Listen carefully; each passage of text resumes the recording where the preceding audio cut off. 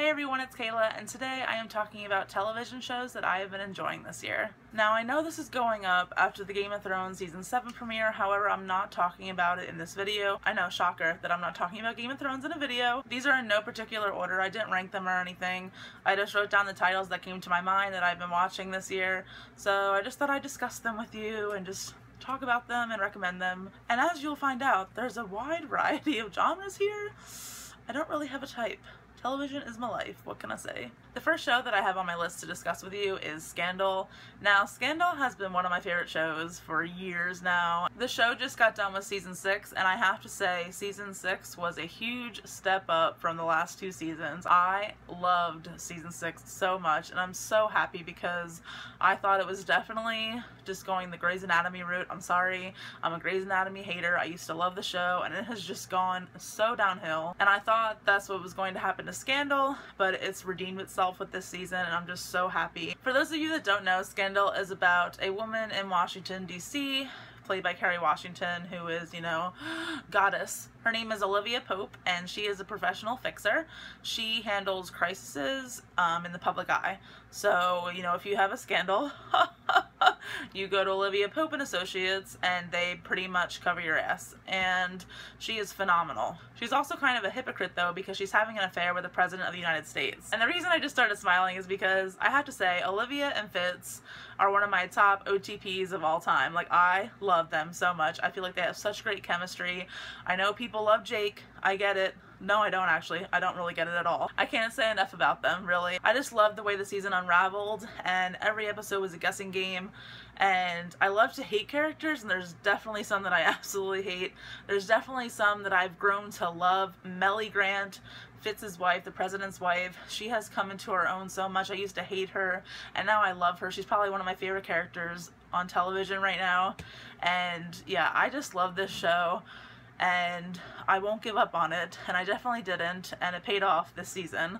And I know a bunch of the fandom agrees, and other parts of the fandom don't agree, so it's a conflicting show. I feel like it's very polarizing right now, because I feel like you either love it after a while or you hate it after a while, but in the beginning everyone loved it, so I highly recommend the first couple seasons. The next show I wrote down was Big Little Lies. This was a show on HBO starring Reese Witherspoon, Nicole Kidman, and Shailene Woodley. It was fantastic. It was an adaptation from Liam Moriarty's novel, Big Little Lies, which I read before watching the show, and that was great too. I marathon read her books after that, and I have to say the adaptation was fantastic. There was a few changes, but I feel like they worked overall, except for one, but I can live with that. For those of you that don't know, this story is about three moms with kids in kindergarten pretty much, and there's mysteries within their lives and also something going on at the school, basically kindergarten politics. Nicole Kidman plays a character in an abusive relationship with her husband, and that is just portrayed so fantastically. Her scenes with the therapist are just eye-opening and heart-wrenching, and Nicole Kidman better get an Emmy. That's all I gotta say. She deserves an Emmy hardcore, and she was nominated, so she is my pick for that category. Just saying, she was phenomenal. I just love Big Little Lies, and I heard that they're coming out with season 2, which I hope not. It was good on its own, and I'm hoping maybe they do more of Liam Moriarty's books. Maybe it could be like an American Horror Story kind of situation, like one season is different than the other with the same cast. Like, that would be awesome. Another show that I've been really enjoying this year, basically in January actually, I marathoned the whole show on Netflix with my grandmother. It's called The Midwife, and I found this show because I am a huge Downton Abbey fan, and I've been really feeling the withdrawal the last year or so, so I googled, you know, shows like Downton Abbey, or if you like Downton Abbey, try this, and this was on the list, and I have to say, so good, so heartwarming. The show inspires the same kind of feelings that Downton Abbey did when I watched it, and I just love it. I'm so attached to the characters. The show takes place in the 1950s in the poverty section of London. It follows the midwives that take care of the pregnant women in that area, and it is just eye-opening, and the stories that they come up with are just heart-wrenching and heartwarming, and I love all the characters, and I just really recommend it, especially if you love Downton Abbey and time period pieces. It is fantastic, and you will cry, you will laugh, you will cry again, And yeah, I highly recommend it. I believe there's 5 seasons out on Netflix right now, and I'm done with all of them and just patiently waiting for season 6. Watching shows like that really makes me grateful for being a woman of the 21st century, because I have no idea how they did it. I have no idea how they did it without modern medicine or modern toiletries. Let's just leave it at that, because more power to them. So switching gears a little bit, the next show that I have on my list is The Great British Bake Off on Netflix. I recently discovered it. There was 3 seasons, I think.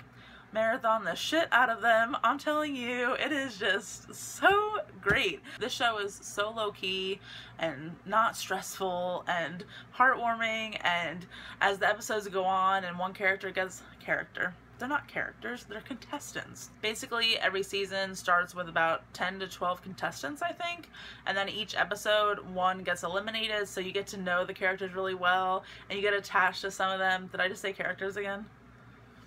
Yeah, I think I did say characters again. And you get to know the contestants really well, and you know, you get attached to them, and you vote for them, and you root for them, and when Paul Hollywood comes around giving them snarky looks, you're like, get away from my baby. Just saying. I love Mary Berry. I love Paul Hollywood. I love the judges. I love the hosts. They're great. It is just such a great show. Like, if you need to pick me up, definitely watch this. If you're into baking at all, definitely watch this. Like, this makes me want to bake every single minute of the day. Each episode has different challenges that they have to do, and it's just, ooh, are they gonna get it done? And it's just so addicting, and you want to know what happens, but not in the stressful, chopped way, in the, oh, look at that cinnamon bun over there kind of way. The next show on my list is something completely different than what I just talked about, but it is The Leftovers on HBO. Now, this show hardly gets any, you know, praise or hardly gets talked about. I feel like there's like this much fandom, but the fandom is so concentrated. Like, that Reddit is insane with theories and everything. And I had been seeing previews for season 3 when I was watching Big Little Lies, so I was like, well, this looks interesting. You know, it stars Justin Theroux, who's married to Jennifer Aniston in real life, and I had never really seen Justin Theroux in anything before. He is phenomenal on this show. And so is Carrie Coon, who plays Nora. Basically, this show takes place after 2% of the world's population disappears for no reason, and they never really know why. It takes place 3 years after this disappearance. It's a character-driven show for sure, but it deals with people's grief and how people grieve differently than others, and you know, just about these characters' lives. And yes, they're really unlikable. Some of them are really unlikable, but I feel like that's the point. I feel like it's really realistic. I enjoyed season 1. I really wanted to see what happened, so I continued with season 2, and season 2 just blew me away. It was probably one of the best television seasons that I've seen in recent years, and from start to finish, man, it was just amazing. The twists that happen, I just love season 2 of The Leftovers. And I've yet to finish season 3, and I'm actually not sure if I'm going to or not, because season 2 was so good, and the way season 3 started, I'm not feeling it, and I don't want to ruin my love for season 2, so I'm on the fence about that. But I really recommend it if you like character-driven shows. It's not an action-packed show, but there are going to be moments where you're sitting there like, what? So yeah, if you liked Lost, I definitely recommend it, because you can definitely tell the same producer is there, the way they, you know, study each character. Definitely get Lost vibes watching this, so if you liked Lost, definitely check it out. It was snubbed at the Emmys this year.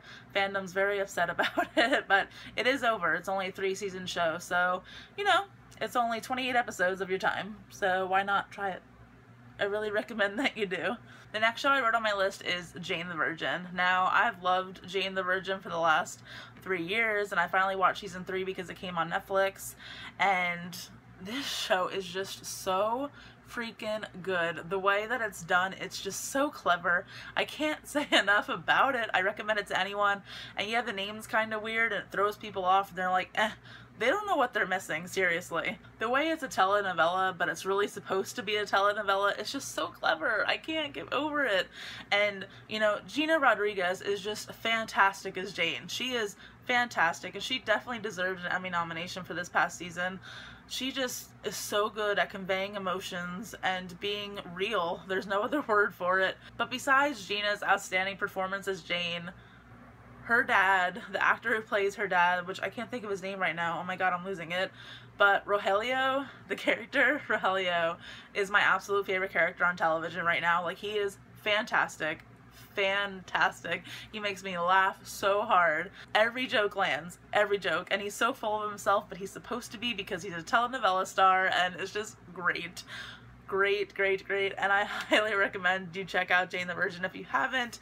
If you don't know the story, basically it is a Spanish soap opera, and she gets inseminated accidentally at the gyno one day, and so she's pregnant and a virgin at the same time. That's season 1 pretty much, and I'm not going to give it away about what happens or her love interest and things like that, but I will say that I'm Team Raphael all the way. All the way.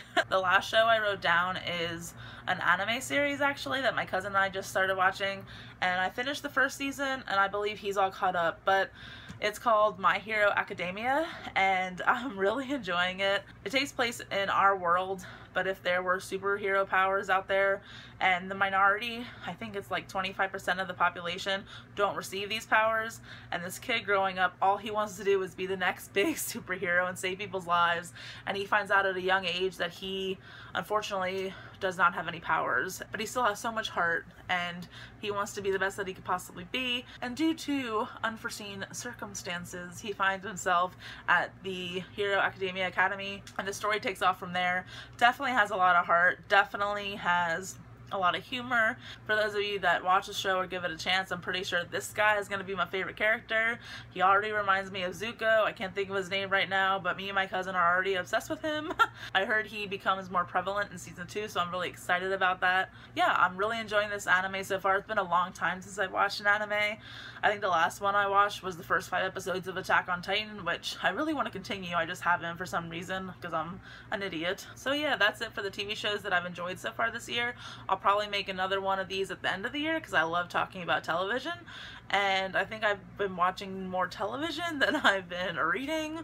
Let me know below if you've watched any of these shows and how you feel about them. Let me know below if you have any recommendations for me, and I will see you all soon with another video. Bye!